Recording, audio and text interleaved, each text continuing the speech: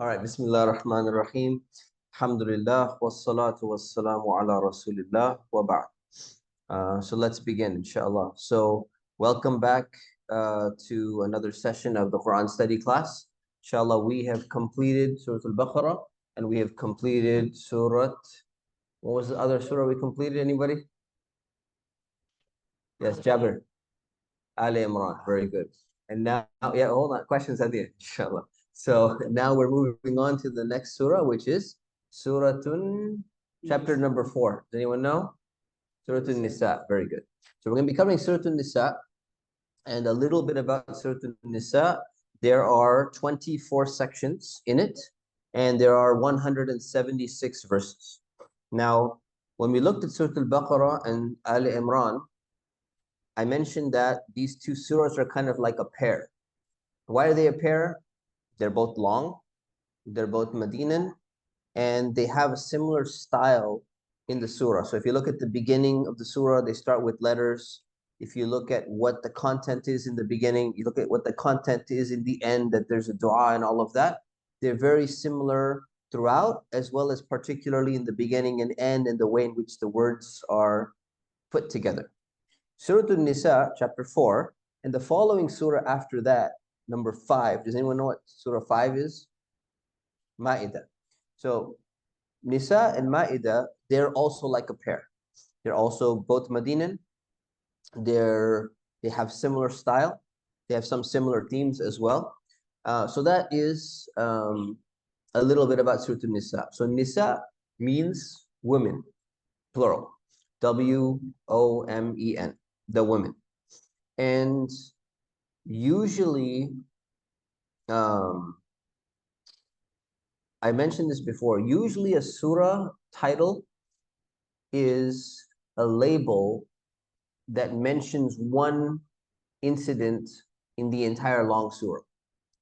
Surah An-Nisa is kind of an exception to that rule, where it's not just a label with one incident, but it's kind of talking about a theme about lots of rules pertaining to women. There's also rules pertaining to men, but there's a lot of rules pertaining to women, and that's what makes Surah An-Nisa a little bit unique. And also what makes it unique is, so it makes it unique within the names of other surahs throughout the Quran. What also makes it unique compared to all other religious scriptures is that the focus on women and rulings regarding women is something that you don't find in other religions and other philosophies throughout history. You find that women were oftentimes mostly neglected or not considered to be worthy of mention in detail, or they were actually degraded and they were looked down upon and treated as subhuman or beings that have like a inferior status. I'll give you a simple example. Christianity, I mean, there's many religions, but Christianity is a good example. There was, in the 16th century, the Council of Trent. The Council of Trent, actually, this group of Christians had a discussion, a very detailed, long, scholarly discussion to decide whether women have a soul or not. And they said, we're not really sure. So their conclusion was, we're inconclusive. We're not exactly sure, whether they have one or not. And we're talking about the 16th century. We're talking about over 1,000 years after the Quran was revealed. And someone may come along and say, you know what? That's just some minor little tiny group or whatever it may be. So actually, I like this scholar. He takes all of these things into consideration. So he talks about this council was held from December 13th, 1545 to December 4th, 1563. Okay, this is over years. They're discussing this issue. And then in the Catholic dictionary, right, this is of the church themselves, they said it would be hard to exaggerate the importance of the Council of Trent. This is not some random group of people hanging out in the coffee shop having this discussion. This is the Catholic Church officially having a massive meeting, and one of the most important topics of their agenda is whether women have a soul or not. Now, if you look at that and you make that a comparison between what Allah is talking about 1,000 years prior to that in the Quran, it's a really big deal if we understand the context correctly.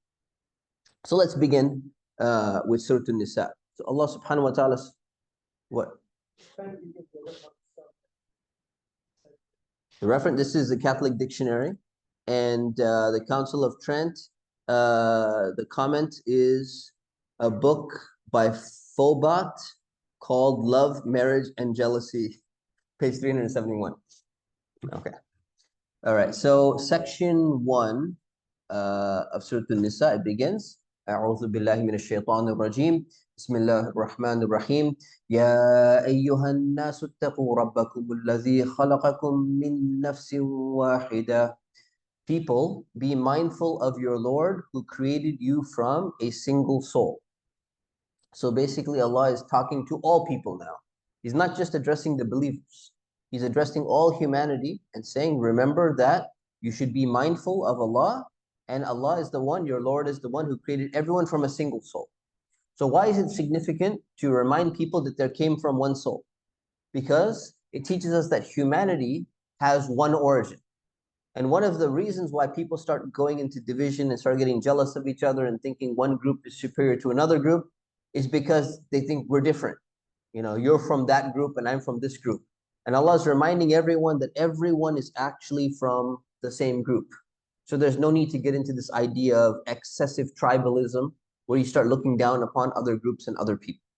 وَخَلَقَ مِنْهَا زَوْجَهَا, and He created from it its mate. So the first one is talking about Adam. And then afterwards, He created the mate for Adam, which is Eve, Hawa. وَبَثَّ مِنْهُمَا رِجَالًا كَثِيرًا وَنِسَاءً. Through both He spread many men and women. So through Adam and Eve, He spread so many different people. Basically not people. Every single person is coming from the original one couple. And that means that we all have a common origin. And if we have a common origin, then we need to take that into consideration, because people care about those type of things, right? People who have common origins, they care. وَاتَّقُوا اللَّهَ الَّذِي تَسَاءَلُونَ بِهِ وَالْأَرْحَامِ. Be mindful of Allah, in whose name you appeal to one another. You know, when people swear, they're like, you know, who do they call upon? They call upon Allah. So by Allah, wallahi this or wallahi that. So He says, you appeal to one another by using Allah's name, because you recognize how important Allah is. So be mindful of Allah, in whose name you appeal to one another.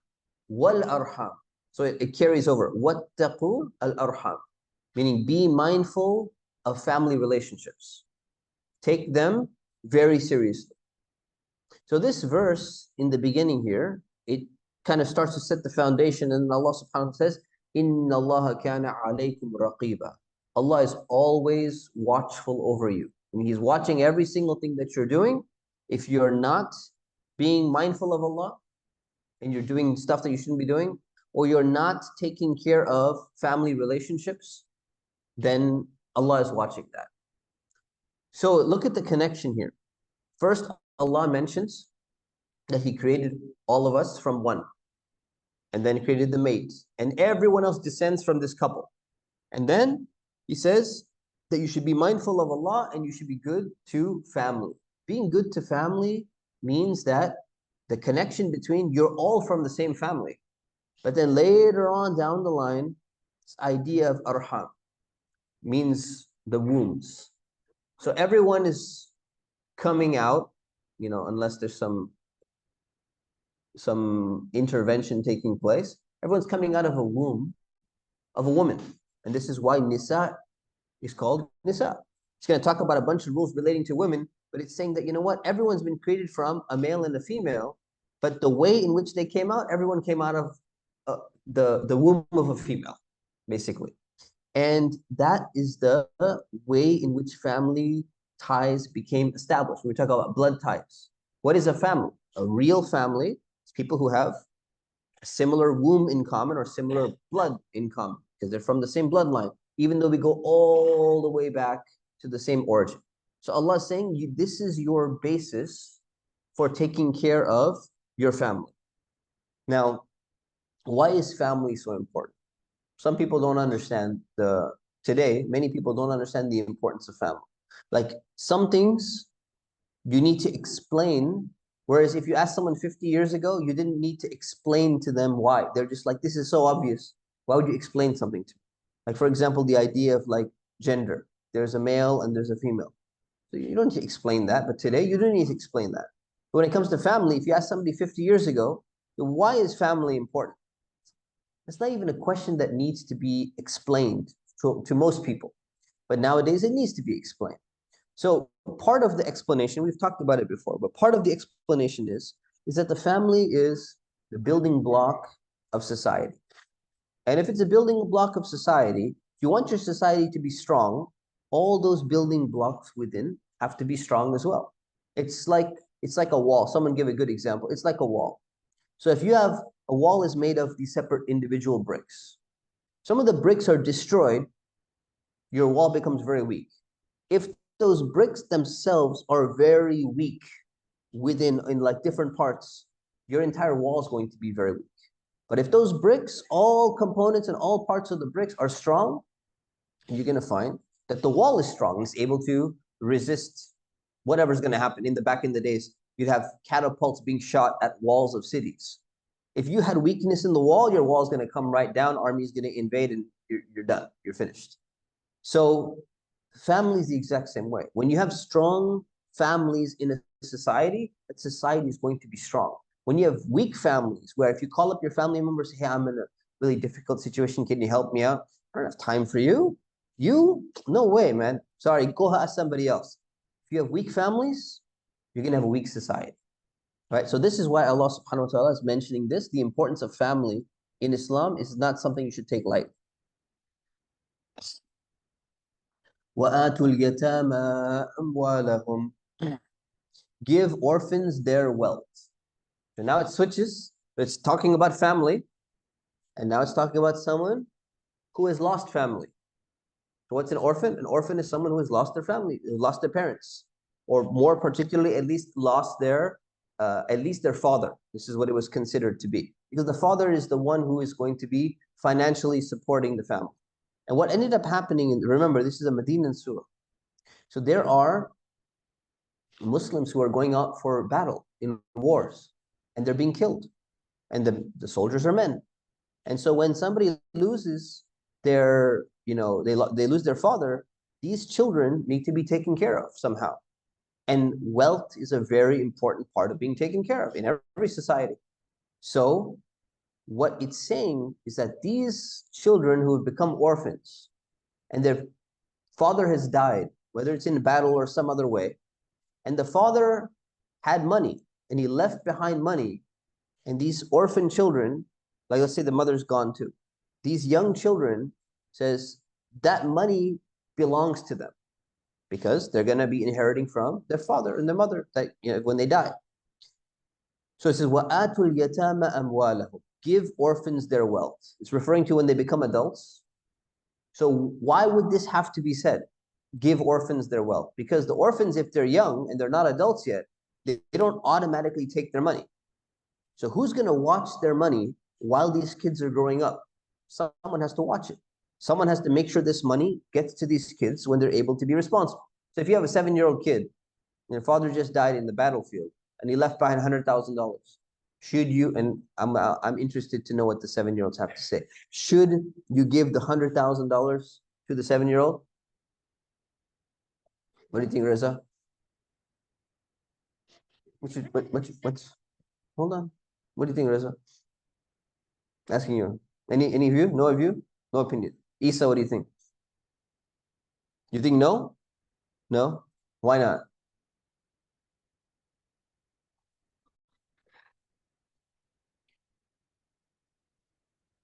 What would you do if you had $100,000? What would you do if you had $100,000? I can't hear him. What did he say? He would what? Put some in his bank account. He's been trained well. What would either of you two do if you had $100,000? Yeah? You save it? MashaAllah. These good trained kids here, MashaAllah. Come for the Quran study class. It's beautiful. All right. So the thing is, you have to be careful. Because some of them, we put some chocolate chip cookies, which we have, inshallah, after the class. Some of them would be like, hey, you know what? We're selling chocolate chip cookies for $1,000. Some of them would be like, those are the best cookies ever, but here's $1,000. So you have to wait till they're mature to be able to give them their money. But then someone else could also come in and try and take that money. So Allah makes it very clear. Make sure that orphans will get their money properly when they reach adulthood, when they become adults. وَلَا تَتَبَدَّلُوا الْخَبِيثَ بِالطَّيِّبِ. Do not substitute the bad for the good. So now we're going to look at some ways in which clever Arabs in the past used to try to take some of the wealth of the orphans. So they don't always leave money. Among the most important valuables that people left behind, a type of money, were animals. And what type of animals did people have in Arabia? Horses. Camels, horses, what else? Sheep, goats, right? So they had all these animals. And what would happen is some of the people who said, you know what, I will take care of, my friend died on the battlefield. I'm going to go ahead and help make sure that all the camels that were left for this child, when he grows up, he's going to get all these camels. I'm going to take care of that. But then some of them, they had this very clever tactic. And these are, again, not only Muslims, these are non-Muslims doing it. So what they would do is they'd say, well, I have some camels too. So I'm going to take care of all these camels. And then when that child grows up and becomes an adult, I'll give them their camels back. But you know what they would do? They would mix the good camels with their bad camels. And then when they grow up, oh, here's some medium quality or give the bad camels to the kid. I'm going to keep the good ones because they're not all the same quality, right? Not all of them are going to be in the same quality, right? So he says, وَلَا تَأْكُلُوا أَمْوَالَهُمْ إِلَىٰ أَمْوَالِكُمْ. And do not cheat them by mixing their wealth with your own, right? So one of them is substituting the good items for the bad items, mixing them around. And the second one is mixing their wealth with your own wealth. And then now you open up the idea of, we were doing business together and this happened and all that. These are all ways try to get an advantage from the property of orphans. إِنَّهُ كَانَ حُوبًا كَبِيرًا. That would be a great crime. This idea of protecting the weak people in society is extremely important because orphans are susceptible to being taken advantage of. So what does the Qur'an do? It mentions and it says, you guys better be extra careful when it comes to anyone who has even the slightest susceptibility of being taken advantage of. And it's going to be a really great sin. So taking or misappropriating the property of an orphan is considered one of the major sins in Islam. It's not something minor. This is a major sin in Islam. And then verse 3 says, وَإِنْ خِفْتُمْ أَلَّا تُقْسِطُوا فِي الْيَتَامَى فَانكِحُوا مَا طَابَ لَكُم مِّنَ النِّسَاءِ مَثْنَى وَثُلَاثَ وَرُبَاعَ. If you are afraid that you might fail to give orphan women their rights. So we're talking about orphans still, but now it's saying that if you're afraid that you're not going to be able to give orphan women who are under your care their rights, meaning if you choose to marry them. So what people would be doing is they would be taking care of orphan girls. And what would happen is they'd say, well, once she becomes an adult, if she grows up and everything, and I've been taking care of her, one other way I could take care of her is by marrying her, because marriage had a very important economic aspect, especially more in primitive societies than in modern societies. So now someone may have an idea and say, we're talking about taking advantage of orphans. So this was another way in which people were saying, so you know what? You can marry these orphans who have a lot of money. So the assumption is they have money. The previous orphans that are being taken advantage of are the ones who have money. These orphans are the ones who have money as well. But then what's going to happen is there is an issue with dowry when it comes to the mahr, which we're going to talk about a little bit. It's a bridal gift.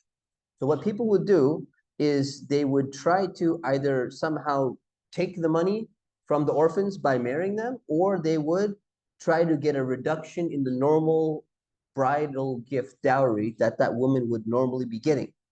So Allah is alerting people to that and saying, if you are concerned and if you're afraid, meaning even if you have a little bit concern that you are going to be tempted to potentially take advantage of orphan girls by marrying them once they reach maturity because they have money, it's saying, then don't do that. Then marry other women of your choice. So don't take this temptation, go and marry somebody else. And then it says 2, 3, or 4. So this is the verse that talks about the ability for a man to take up to 4 wives. And then we're going to discuss this in a moment. فَإِنْ خِفْتُمْ أَلَّا تَعْدِلُوا فَوَاحِدَةً أَوْ مَا مَلَكَتْ أَيْمَانُكُمْ. If you are afraid that you will not be just, exactly what it said before. So it says, if you're afraid that you're going to take advantage of orphans, then don't do that. Don't take advantage of them, do something else. If you're afraid by marrying more than one, if you marry 2, 3, or 4, and you're afraid that you're not going to be just to more than one wife by taking 2, 3, or 4, then marry only one. You look at the similar wording. If you're afraid of this, then do this. And if you're afraid of this, then do this. Or a servant girl, right? So a servant girl, without going into all the details of what that means, basically someone who has much lower standards for marriage than a wealthy orphan girl or the other girls who are not in the category of being servants, slaves, things like that. ذَلِكَ أَدْنَى أَلَّا تَعُولُ.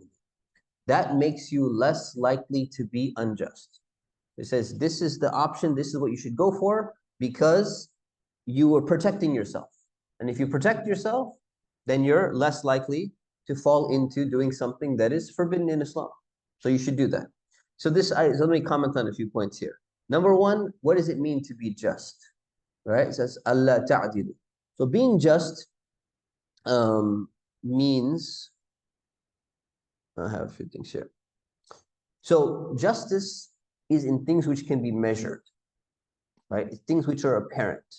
So the amount of time that you spend with somebody, the amount of money that you spend on somebody, general care and things like that. Things that cannot be measured is like a natural inclination of inclining towards one person over another and giving them a little bit, more attention, but not purposely doing something like that. These are things which you cannot necessarily control. They just naturally come to you. So Allah is saying that you have to make sure that you're going to be just to all of the wives if you marry more than one. So this point number one. Point number two, I want to read a passage because one of the things that a lot of people struggle with, I think maybe more women struggle with it, more guys joke about it. They're like, this is my favorite verse and all that stuff. And then when their wife sees them saying that, then all of a sudden their face changes and, they run away and they're like, I was just kidding, honey. And then they don't get dinner at night and all sorts of weird things happen. I see this all the time in the community, right? That's why, because this is mixed class, this is a brothers only class, see all these guys with big smiles on their face and everything. And as soon as they're, it's a mixed class, all of a sudden their faces, come back, right? So anyways, so there's a quote here by, I believe she was a Christian, English Christian missionary. And she's addressing in a very important point. This is really old quote, but I like these old quotes sometimes. They're nicer. So a lot of people struggle to understand the idea of men being allowed to marry more than one wife, what's called polygyny. Polygamy means multiple spouses. Polyandry means a woman taking more than one husband, and polygyny, with G, means a man taking more than one wife. So there's two quotes I want to mention here. One of them is, where is it? Hold on one second. No, okay, I just have one quote then. So one quote is by Miss Annie Besant, and she is criticizing her Christian countrymen for always looking down upon Islam and mocking and making fun of Islam because they allow polygyny, a limited form of polygyny. So she says, polygamy was the rule. Oh yeah, this is the quote, Roberts. Polygamy was the rule among the Eastern peoples before Muhammad's time. So this was something that was natural and normal in most Eastern peoples before the Quran was revealed. And what happens is people have a difficult time understanding this because it's not the norm in the world today. And because it's not the norm in the world today, it looks like Islam is the exception and it introduced this concept into the world. But it's not the case. The reality was it was the norm when the Quran was revealed among many people throughout history. And the Quran actually came and restricted it because people used to have unlimited wives. They could have 10 wives and they could have 20 wives. There were some companions that had 10 wives. And when the verse came down, it said, you're not allowed to have 10 wives. You're only allowed to have a maximum of 4. So, and this is mentioned in the Bible and so many other places. So Miss Annie Besant says, when we see thousands, and this is a very old quote, this is like about 100 years old. She says, when we see thousands of miserable women who crowd the streets of Western towns during the night, we must surely feel that it does not lie in the Western mouth to reproach Islam for its polygamy. It is better for a woman, happier for a woman, more respectable for a woman to live in Muhammadan, she means Islam, to live in Muhammadan polygamy, united to one man only with a legitimate child in her arms, surrounded with respect, than to be seduced, cast out in the streets, perhaps with an illegitimate child outside the pale of law, unsheltered and uncared for, to become a victim of any passer-by night after night, rendered incapable of motherhood, despised of all. So anyways, that's a pretty nice quote that basically compares if anyone's going to criticize Islam because it allows this in a very restricted form, and they're not going to look at what's happening in society today, in modern Western society today, and not make any type of comments about which, if you had to choose really between two options, which one is the better option? You have to be in a state of, people think that they're morally superior, when they're making this, they're looking down upon Islam. You need to have the moral, what's the right word? You need the moral what? No. You need to have the moral standing to be able to make such a claim, right? It's like a criminal. It's like looking at someone else. Imagine like Netanyahu, like looking at someone saying, "Look at that guy! I can't believe you killed somebody. You killed a person." It's like Fir'aun. Fir'aun looks at Musa. It's like, you punched a person and he died. How could you do this? And Pharaoh is killing people left and right, right? So you need to have that moral stance before you can even look down upon or try and make an accusation against somebody else. So anyways, that's polygamy in a nutshell. So Allah subhanahu wa ta'ala mentions that. And there's a really good article here by Maulana Daryabadi in his tafsir. It's a few pages long, but it's one of the best articles I've seen explaining the wisdom and rationale behind polygamy. But we'll continue, inshallah. What time do we have? It's last verse. And then Allah says, وَآتُوا النِّسَاءَ صَدُقَاتِهِنَّ نِحْلَةً. Give women their marriage gift happily. So meaning, the word saduqat comes from sadaq, sidaq. Sadaq means mahar. Mahar means bridal gift or dowry. So it says, give women, when you're marrying them, give them their bridal gift. Nihla means happily, lovingly, not feeling like you're forced to do it, not like it's a transaction. So why is this significant, by the way? This is very important because the idea of a bridal gift or a dowry, or what's called dower sometimes, has many societies had this concept of a bridal gift or a dower, not always a bridal gift. Sometimes it's a husband gift. So for example, in Hindu culture, if a couple is getting married, who has to give who money for the marriage to take place? The woman's family has to give to the husband's family or to the husband, and as kind of like, please take this woman off my hands from me, right? That's pretty bad. It's pretty sad. And then you have this other the concept of, in Arabian culture and many other cultures, the idea of giving the family of the bride the gift rather than the wife herself the gift was very common. And it was seen as an economic contract. It was seen as basically like you're basically purchasing, somebody for marriage. So this verse of the Quran is very powerful because what it's doing is it's saying, number one, okay, three things it's saying. Number one, that the bridal gift, the mahar, the dowry, is going from the husband to the wife, not the other way around. Number two, it's going to the bride, not to the bride's family. So her family has nothing to do with it. It's not, they can advise her and stuff. It's not, they can't touch a dollar of it. It's hers. And number three, it's saying you do it happily, not as a transaction. You're doing it's a gift, a required gift, but it's a gift that is done not looking at, okay, here you go, I have to do this or whatever it may be. That's not the way it's supposed to be viewed. فَإِن طِبْنَ لَكُمْ عَنْ شَيْءٍ مِّنْهُ نَفْسًا فَكُلُوهُ هَنِيئًا مَرِيئًا. If they give up some of it willingly, it means if the women who are receiving the mahar or the bridal gift, if they're willing to give up some of it on their own, then you can enjoy it happily. You don't have to feel guilty. You don't have to feel bad. You're allowed to take it back. And it's so interesting, the language here. So it's basically the first language is when you're giving the mahar, you should be happy about it. And if she's giving up back some of her mahar, you can take it happily. Everyone can be happy. Everyone should be happy. So this happens sometimes is that, you know what, you say, okay, you promised me $10,000 as my, mahar, or $5,000 as my mahar. You know what, I actually don't need that much from you. Give me half of that. It's more than enough. I know your financial situation is not the best or whatever it is. And then how should the guy react to that? Allah tells you, react to it happily. So give it happily. And if she's like, no, it's okay, giving you back a little bit, take it back happily. Very simple. So alhamdulillah, Islam keeps things very simple and easy. Inshallah, we'll stop there because it's time. And there's supposed to be a quiz. Is that right? Where's the quiz? How long is this quiz going to take? Huh? 6 questions? Okay, not bad.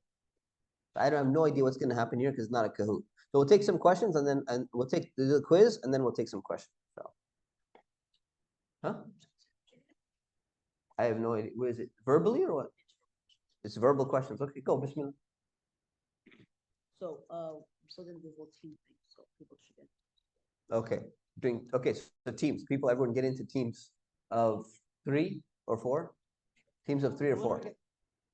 Winner gets what? A bag of candy? Winner gets a bag of candy. All right. It's a bag of chocolate? A bag of chocolate. Okay. Good.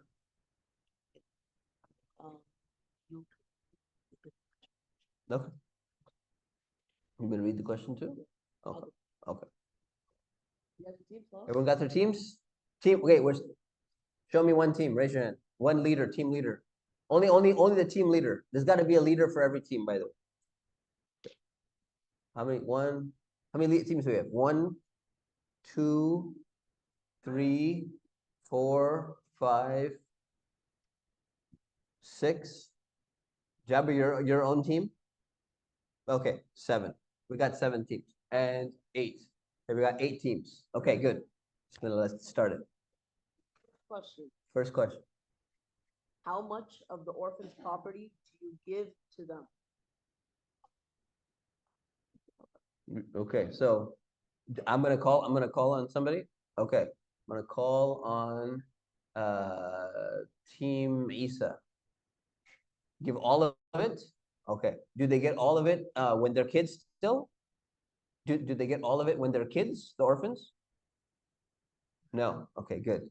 When do they get it? When they're what? Well, okay, when their father dies, the property is there. When do they actually get it in their hands? When do they actually receive it, like all of it in their hands? When they're adults, correct. Very good. 1 point. All right, next question.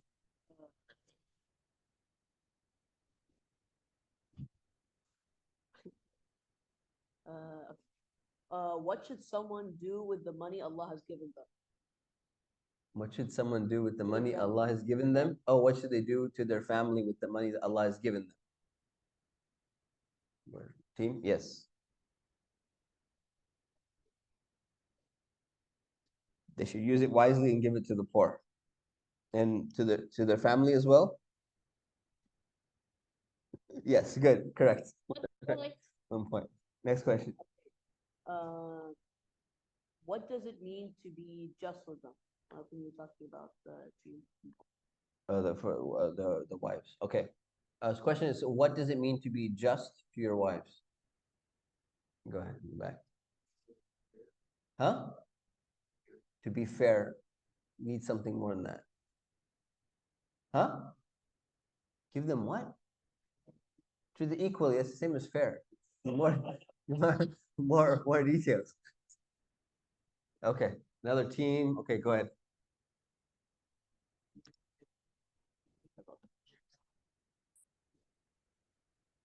All right, good. So financial and time spent. Very good. Huh? Okay. All right, 1 point. That's fine. Yes.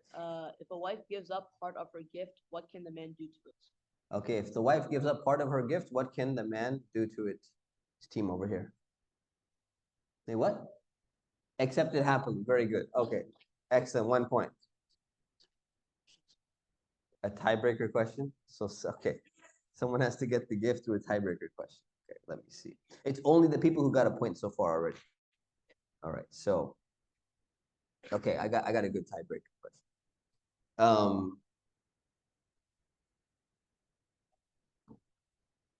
What was the name of the council that debated whether women have a soul, and in which century did it occur? But did you already have a point though? You didn't have a point yet. So Isa, okay, Isa had a point. Yeah, Isa, go ahead. Did you say Trent? No, century? What's a century? Consult with your team. 16th century, Council of Trent. You got it. Got the bag of candy, mashallah. Very good. All right, inshallah. There are cookies in the cafe, inshallah. Does anyone have any? We'll take a few minutes for questions. Any questions from what we covered today? Anyone? Okay, Jabir, go ahead. Why was there no tafsir class last week? Because of the UCI encampment. We were, yeah. No, wait, come back to you. You answered your one question. Go ahead, Hamza, not Hamza. Ali.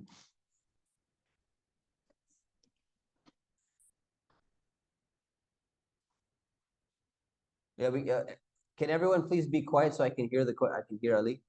Thank you. Go ahead.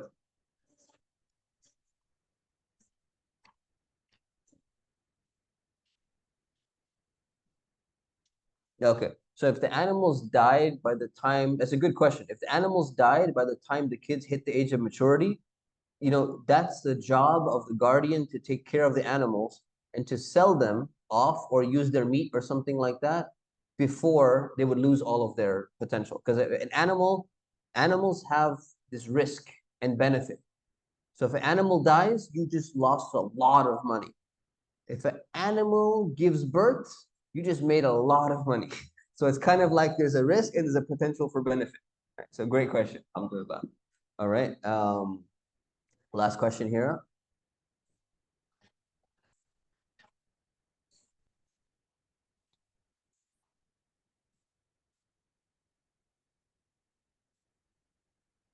Yeah, it's the potential to be taken advantage of. There's a shared element between orphans and between women, especially in a male-dominant society. Okay. All right, inshallah. So there are cookies in the cafe. We'll be distributing them and milk as well, inshallah. So we'll see you next week. Subhanakallahumma bihamdik. Ashhadu an la ilaha illa anta astaghfiruka wa atubu ilaik. Assalamu alaikum.